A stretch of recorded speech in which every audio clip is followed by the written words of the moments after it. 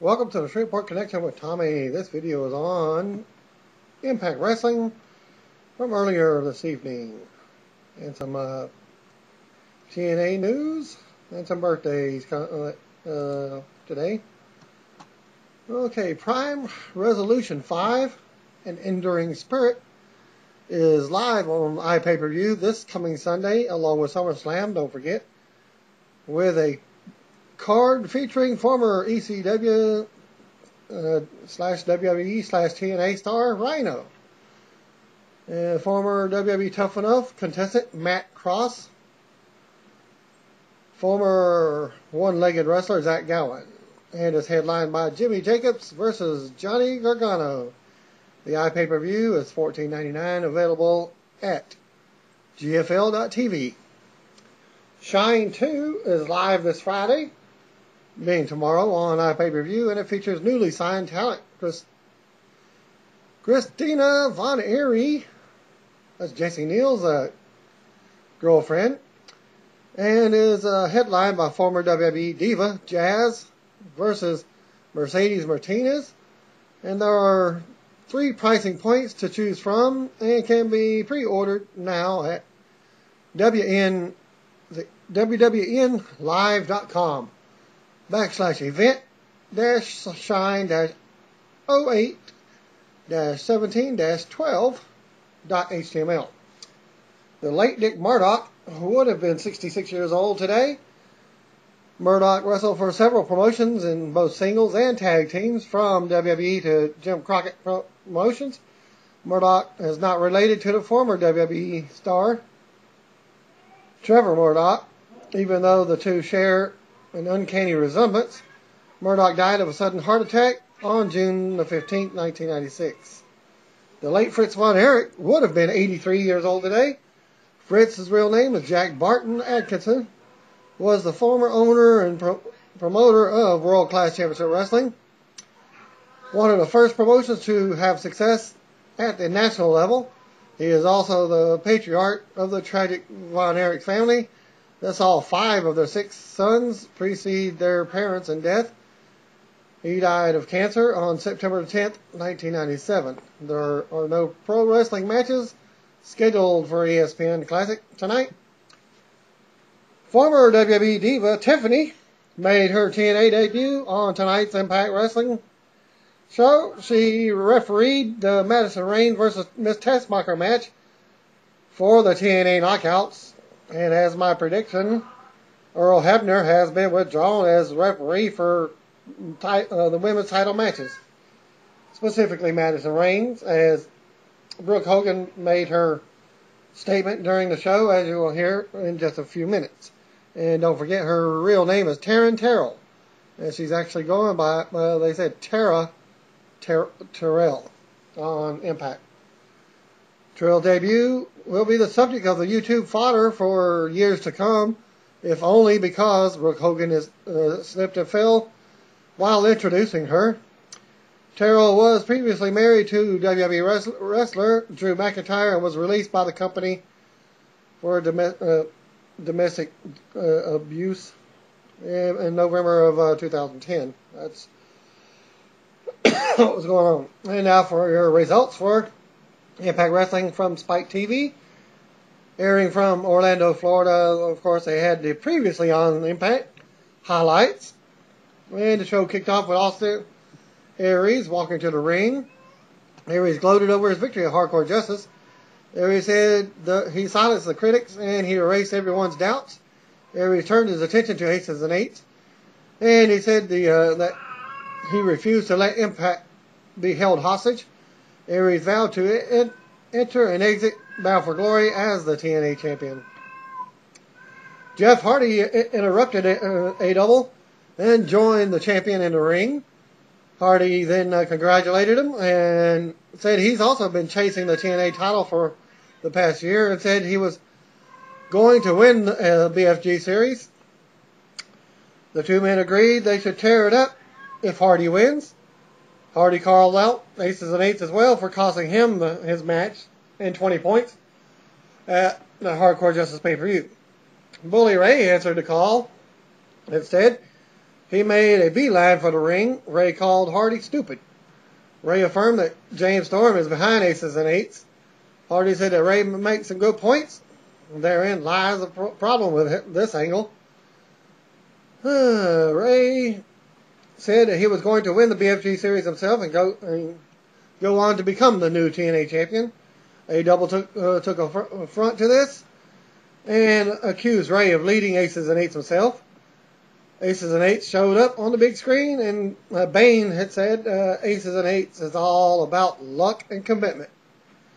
Bane said that they would commit to making an impact tonight.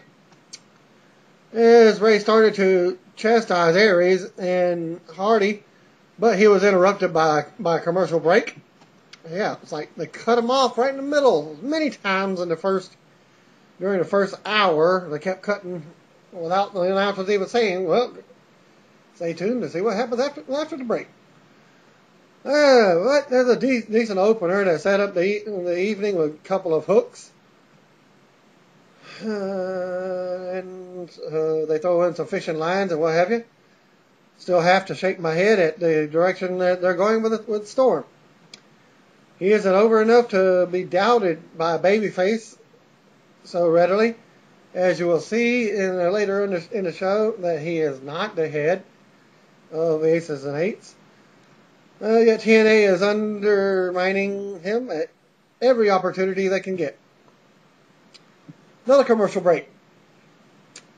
Magnus spoke backstage about how he has been scouting Samoa Joe for years and how he learned everything about him from the stint together as a tag team. Magnus said that he knew Joe the man, and that he would use that to get in his head. And thus was my prediction that that would split up the tag team, which you will see from the results of the match and afterwards. Samoa Joe versus Magnus in the Bound for Glory series.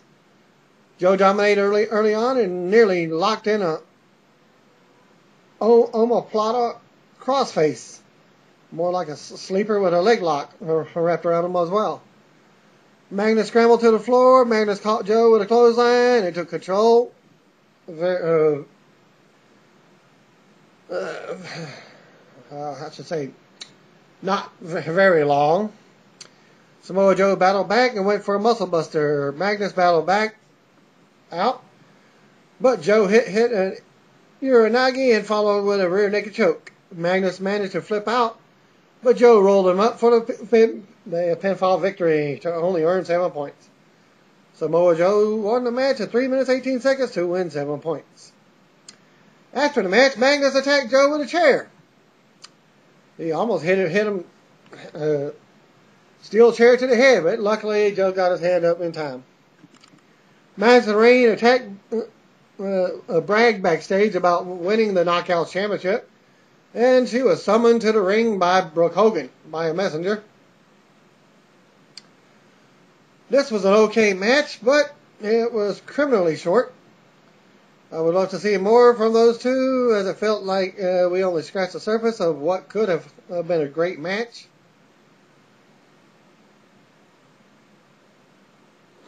And the announcement was made in this next segment. Well, Madison Rayne made her way to the ring and said that she must have been summoned for a championship celebration.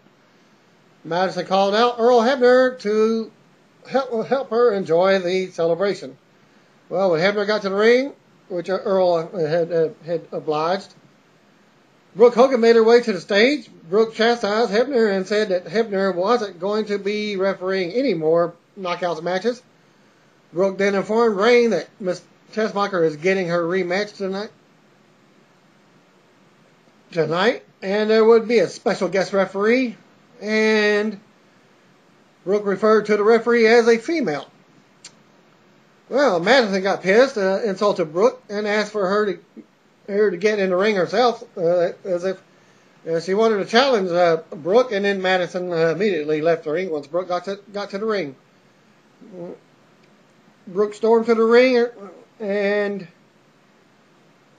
Rayne and Hebner ran away. Aces and Eights got in the ring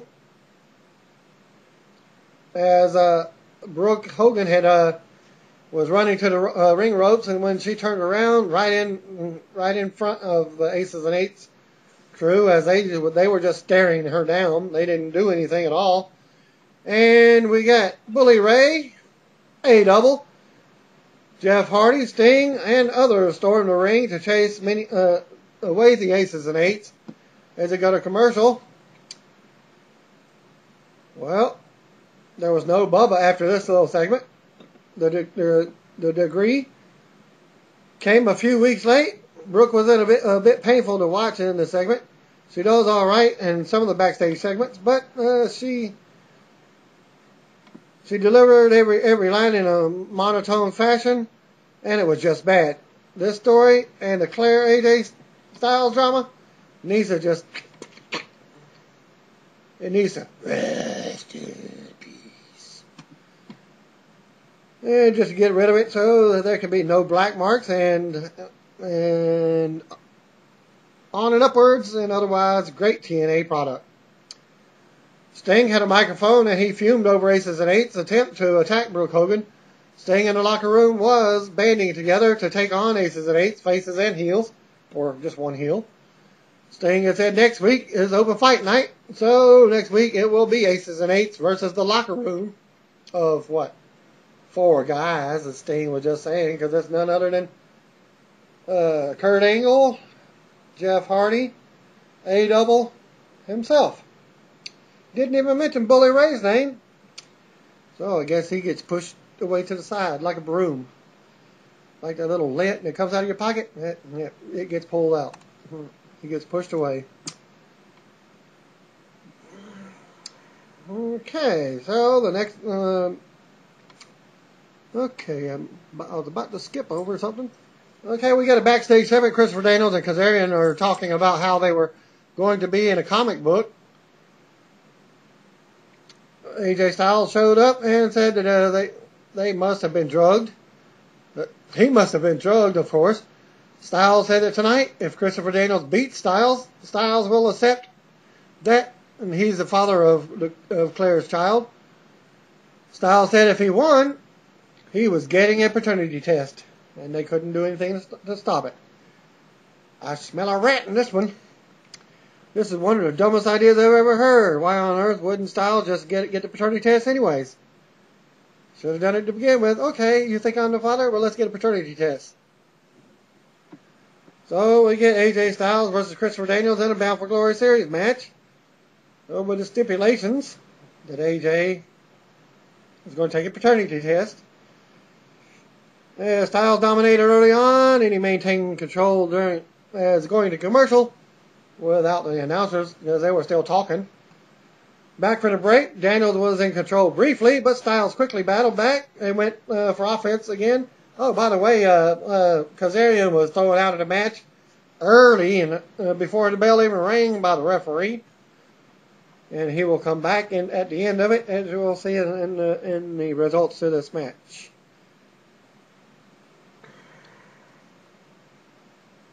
Okay, back for the break. Daniels was okay. He did that. They battled back and went on offense again. Styles locked in an inverted STF. Daniels battled out and gained control. Daniels went to work on Styles' midsection. Daniels locked in the Koji clutch on his standing Styles. Haven't seen that in a while. Announcers mentioned something about it. Daniels battled out. Okay. Styles managed to regain control after catching Daniels with a power bomb. Styles blitzed through his offense, but Daniels managed to dump Styles out to the floor. Daniels followed, and Styles jumped in the ring, hit the ropes, and hit a dive in fluid motion.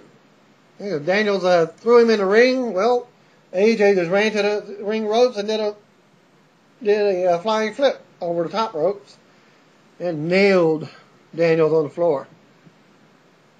As Daniels was trying to get in the ring, Kazarian rolled himself up to almost underneath the ring and helped hold down Styles as Styles was about to try to suplex in Daniels as the referee was catching it and just continued on with the match. It was Brian Hebner saw what happened, however, refused to ring the bell, and Styles hit Daniels with a Pele kick. And then the 1-2-3 pinfall by Styles, to earn 7 points in the Bound for Glory series and the paternity test. Unknown when it's going to happen. And he won the match in 16 minutes 15 seconds by pinfall to earn 7 points. And after the match, Styles hit the Styles Clash on Daniels as he was trying to get back at AJ. Hogan was on the phone backstage with Sting, as you can hear him in voice. And he said he was going to be with Sting next week, standing side by side as they go against Aces and Eights. So Hulkster comes back. James Storm was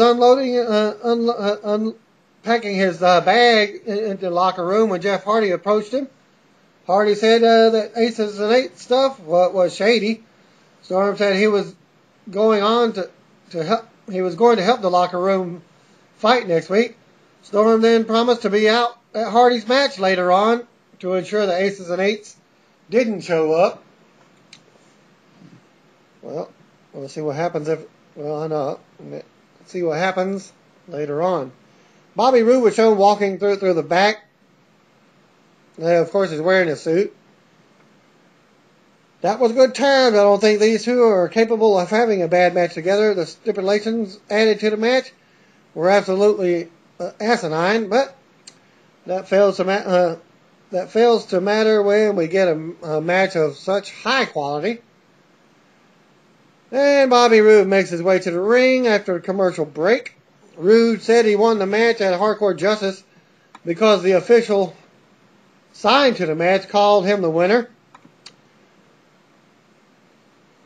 Roode complained about the restart and said he should be TNA champion. Roode said that he blamed Sting, Aries, and the referees and the fans for him no longer having his championship. Roode said he deserves respect from the fans, and they chanted Roode as a loser. Roode pondered what he is to do now. He came up with nothing, and he dropped the microphone in the middle of the ring like he was about to leave professional wrestling forever. Okay, so we get Miss Tessmacher and Madison Rayne. They were showing a split screen preparing for their match. That was an odd promo by Roode. He left looking sympathetic, and it had some parallels to Storm's I Lost My Luck promo from earlier this year, a couple of months ago. And then they go to commercial. They come back with a segment for the next Gut Check participant airing. And it was a video footage of the guy, didn't even catch his name.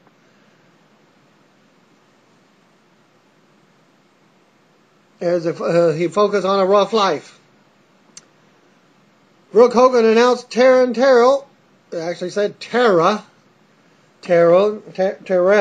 as a special guest referee, and then nearly found out she slips off the stage. So we get Madison Rayne versus Miss Tessmacher, where Terrell as the special guest referee for the Knockouts Championship. Rayne dominated in the early going, and Terrell had to establish her authority on several occasions. And I fell asleep myself during this match, so I missed the finish. Tessmacher made her come back and hit a flurry of offense. Rayne managed to regain control briefly. Rayne argued with Terrell as Tessmacher scooped Rayne up and dropped her on her face to pick up the win. Face buster. Or should I say implant buster. Also calling the move. It's just a face implant. Miss Tessmacher defeated Madison Rayne in 2 minutes 33 seconds to regain the Knockouts Championship.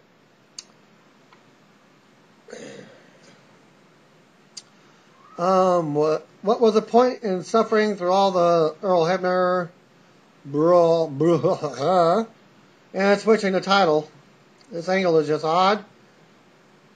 Terrell, formerly Tiffany in WWE, played her part well, but with how she screeched every single count, I hope they're not intending to make her a permanent female referee.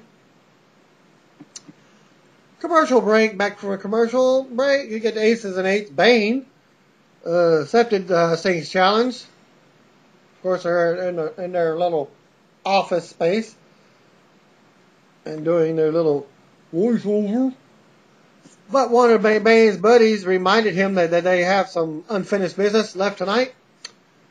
And you get the match number 4, Bully Ray versus Jeff Hardy in the Bound for Glory Series match. James Storm made his entrance early. Bully Ray quickly gained the upper hand on Hardy. Ray went to jaw with Storm on the floor as James Storm was sitting on the outside at ringside as promised. Hardy hit him with a baseball slide. Commercial break. But he was actually trying to catch Bully Ray with a move. And Bully moved out of the way and thus knocked out James Storm. Let's see. And they go to commercial at this point as the announcers are still commenting on the match. And then it inadvertently went to another commercial break. Ray continued to work over Hardy after the break. And Hardy began making his comeback, but Ray hit a huge Uranagi for a near fall. Hardy hit the Swanton for a near fall of his own. Hardy dove at Ray on the outside, but Bully Ray pulled James Storm in to take the blow. Again, another hit. Hardy hits a Whisper in the Wind, and Aces and Eights got in enter in the ring, only to be chased out by TNA main eventers as they all come down. Hardy hits a Twist of Fate and covered Ray for the pinfall victory. Jeff Hardy defeated Bully Ray by pinfall in 11 minutes 46 seconds by pinfall to earn 7 points in the BFG series. After the match, Bully Ray begins to comment, see, I told you, it's James Storm. He's the head of the Aces and Eights. Well, Bully floored Hardy with a clothesline, and he grabbed a chain and called Storm back into the ring. And as Hardy's getting up, Ray moves out of the way, and Storm nails a last call super kick. Since Bully Ray moved out of the way, and Hardy took it. Ace and Eights got back in the ring and attacked James Storm. Yeah, James Storm. As the show goes off the air with Aces and Eights putting the boots to Storm. Fairly a good match. Ray has really improved in the ring since he's lost a little bit of weight. And Hardy is just flat out good. So anything good, any kind of match is fairly good for him as he can perform. I'm glad that TNA is finally putting the Storm accusations to rest, but I would have preferred that they would never damage his character in the first place. Overall, this was a good show. We got 2 lengthy and entertaining matches, and the cringe-worthy stories were kept to a minimum. 2 hours flew by real fast, and left everybody feeling frantic and rushed. So they need to slow down with the stuff and make it more entertaining. Yeah, that ends my rant and raving for Impact Wrestling for this week. Thanks and peace out. Stay tuned for SummerSlam results Sunday.